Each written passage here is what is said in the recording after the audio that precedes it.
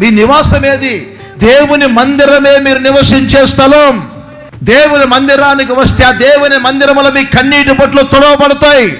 దేవుని మందిరములో మీ జీవిత సమస్యలు తొలగిపోతాయి. దేవుని మందిరములో మీరు సంతోషంగా బ్రతుకుతారు. దేవుని మందిరములో మీకు సర్వ సంపదలు ఉన్నాయి. దేవుని మందిరములో మేలులు ఉన్నాయి.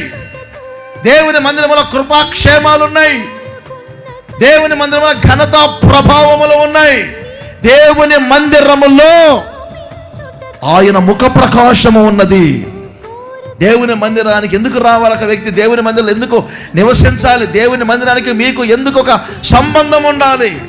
అన్నిటికంటే ముఖ్యంగా దేవుని మందిరంలో ఏం దొరుకుతుంది? మీకు దేవుని త్రోవలు దొరుకుతాయి.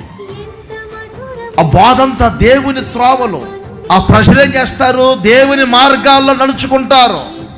ఈ సంవత్సరం అంతా దేవుని మందిరములో వాసం మీరు చేయాలి.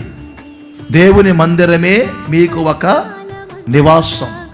ఇప్పుడు నా ప్రభు అయిన యేసుక్రీస్తు మార్గములలో మీరు నడుచుకుంటే అర్థమైందండి, సరాసరి మీరు ఆ నిత్యత్వానికి వెళ్తారు. దేవుని మందిరం అనేది పరలోకపు గవిని.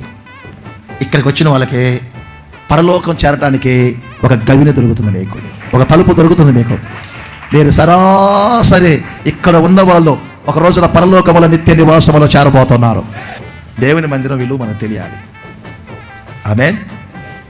దేవుని మందిరంలో ఈ సంవత్సరం అంతా గడపండి. ఆమేన్ చెప్పండి గట్టిగా.